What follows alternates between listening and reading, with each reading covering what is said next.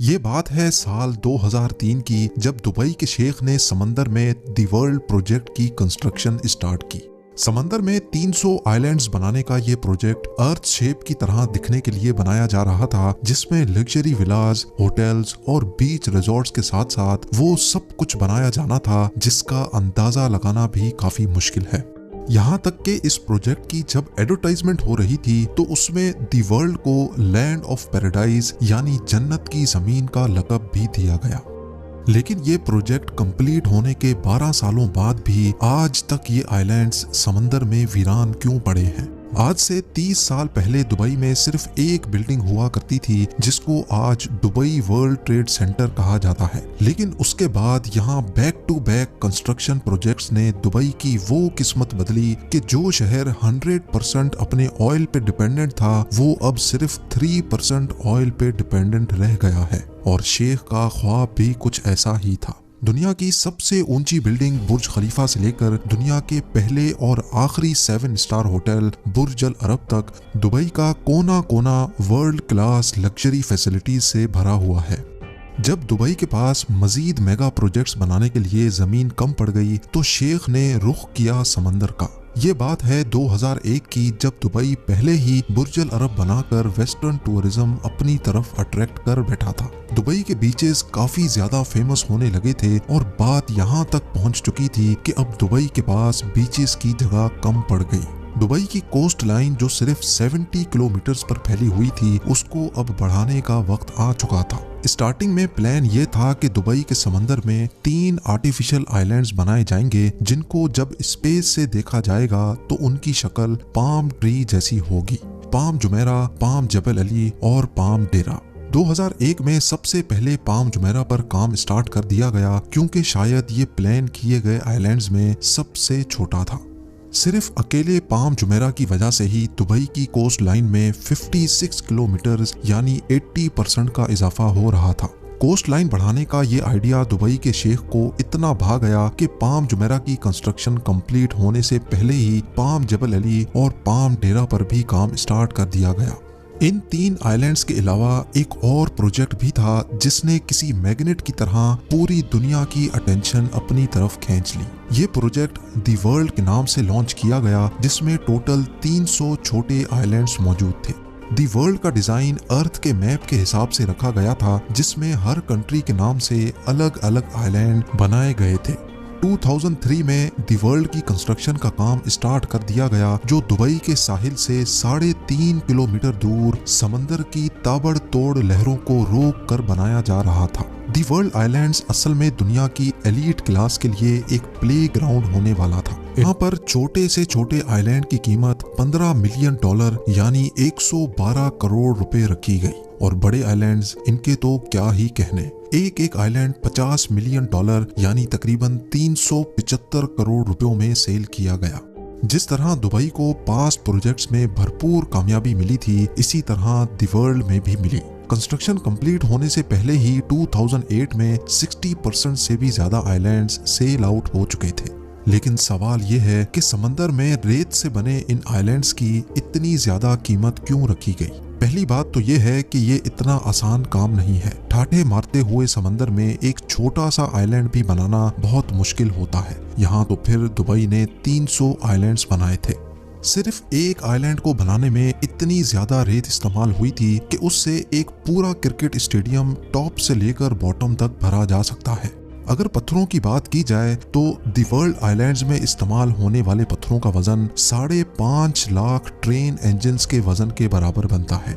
9 kilometre लंबा और 6 kilometre चौड़ा ये प्रोजेक्ट बनाने में दुबई गवर्नमेंट को $14 अरब खर्च करने पड़े। इस रकम से दुबई 9 बुर्ज खलीफा या फिर 14 बुर्ज अल अरब जैसे 7 स्टार लग्जरी होटल्स बनवा सकता था। लेकिन शेख को ना सिर्फ दुबई की जमीन बल्कि यहाँ के समंदर से भी इनकम जनरेट करना थी और यही वजह थी कि शेख समंदर में जन्नत की जमीन बनाना चाहते थे। तो फिर आखिर ऐसा क्या हुआ कि इतना ताम झाम करने के बावजूद भी पिछले 12 सालों से ये आइलैंड्स बिल्कुल वीरान पड़े हैं। दी वर्ल्ड आइलैंड्स के फेलियर में सबसे पहला रीजन इसका डिजाइन है। सबको यही उम्मीद थी कि प्रोजेक्ट का डिजाइन अर्थ के मैप के हिसाब से बनाया जाएगा, लेकिन प्रोजेक्ट कंप्लीट होने के बाद मालूम पड़ा कि ये अर्थ के डिजाइन से काफी ज्यादा अलग है। ज्यादातर आइलैंड्स की शेप एक्चुअल कंट्रीज की शेप से काफी मुख्तलिफ थी, जिससे इन्वेस्टर्स को काफी ज्यादा डिसअपॉइंटमेंट हुई। लेकिन सिर्फ डिजाइन का चेंज होना ही दी वर्ल्ड की नाकामी का रीजन नहीं था। 2008 में दी वर्ल्ड की लॉन्च रखी गई, जिसमें पूरे दुबई को फायरवर्क्स से चमका दिया गया था। जितना पैसा इस लॉन्च इवेंट में बहाया गया वो सारा का सारा बेमकसद साबित हुआ, क्योंकि ये वो वक्त था जब पूरी दुनिया को ग्लोबल फाइनेंशियल क्राइसिस ने घेर रखा था। दी वर्ल्ड के 60% आइलैंड्स इस फाइनेंशियल क्राइसिस से पहले ही सेल हो चुके थे, और इस क्राइसिस की वजह से ना सिर्फ वर्ल्ड आइलैंड्स बल्कि पूरे दुबई की प्रॉपर्टीज के रेट्स जमीन पर आ गिरे। फाइनेंशियल क्राइसिस की वजह से जिन एलिट्स ने ये आइलैंड्स खरीद रखे थे, उन्होंने भी यहाँ कंस्ट्रक्शन का काम नहीं करवाया। वक्त गुजरता गया और इसी दौरान एक और मसला खड़ा हो गया। खाली पड़े आइलैंड्स आहिस्ता आहिस्ता समंदर की नजर होने लगे। ये नोटिस किया गया कि कई आइलैंड्स इरोजन की वजह से समंदर के नीचे जा चुके हैं। ये खबर जहां अपने तौर पे काफी डेंजरस थी, वहीं मीडिया कवरेज ने लोगों का इस प्रोजेक्ट पर ट्रस्ट मजीद कम कर दिया। उसका नतीजा ये हुआ कि ग्लोबल फाइनेंशियल क्राइसिस खत्म होने के बाद दुबई के दूसरे एरियाज में तो बिजनेस वापस लौट आया, लेकिन वर्ल्ड आइलैंड्स पर इरोजन के डर से किसी ने भी अपनी किस्मत नहीं आजमाई। इंजीनियर्स और रिसर्च टीम ने जब आइलैंड इरोजन को इन्वेस्टिगेट किया तो एक और खौफनाक मामला उभर कर सामने आ गया। पाम जुमेरा, पाम जबल अली और पाम डेरा के साथ साथ वर्ल्ड आइलैंड्स की कंस्ट्रक्शन में इस्तेमाल होने वाली रेत पर्शियन गल्फ के समंदर से ही ट्रेजर के जरिए निकालकर आइलैंड साइट पर डंप की जाती थी।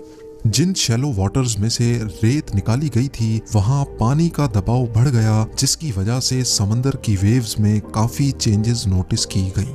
वेव्स में चेंजेस की वजह से ना सिर्फ आर्टिफिशियल आइलैंड्स बल्कि पूरे दुबई की कोस्ट लाइन में इरोजन देखी गई। ये सैटेलाइट फुटेज 2002 की है, जब सिर्फ पाम जुमेरा बनाया गया था। इस फुटेज में दुबई की कोस्ट लाइन को गौर से देखें, जो कि ऑलमोस्ट स्ट्रेट लाइन में नजर आ रही है। अब गौर करें इस फुटेज पर जो 2008 की है, जब बाकी तमाम आइलैंड्स भी बनाए जा चुके थे। इसमें साफ साफ देखा जा सकता है कि दुबई की अपनी कोस्ट लाइन जगह जगह से इरोड हो रही है, और इसको रोकने के लिए कई जगह पर आर्टिफिशियल वॉल्स भी खड़ी की गई हैं।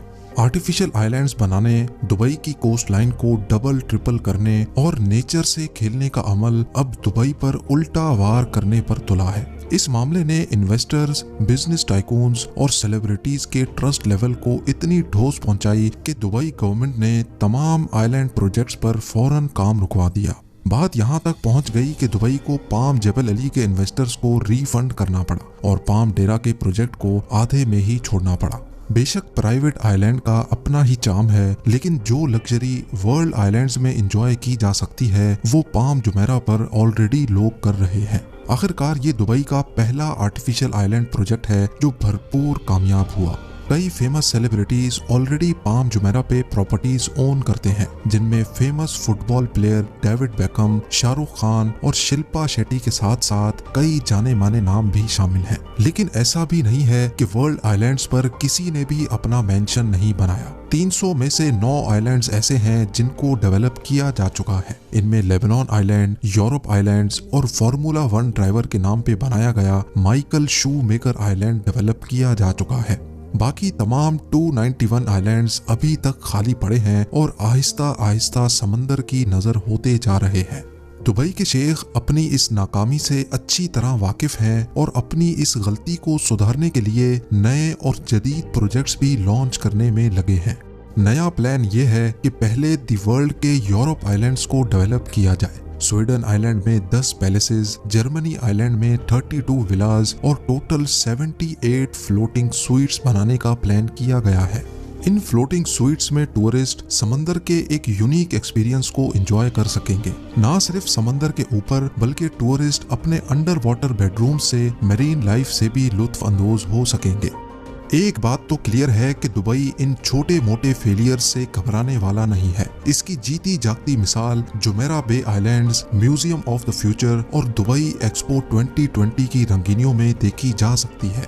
साथ ही साथ दुबई के फ्यूचर प्रोजेक्ट्स में दुनिया का पहला डायनामिक टावर भी मौजूद है, जिसके रोटेटिंग फ्लोर्स की वजह से अंदर बैठे लोग दुबई का 360 व्यू एंजॉय कर सकेंगे। उम्मीद है जेम टीवी की ये वीडियो भी आप लोग भरपूर लाइक और शेयर करेंगे। आप लोगों के प्यार भरे कमेंट्स का बेहद शुक्रिया। मिलते हैं अगली शानदार वीडियो में।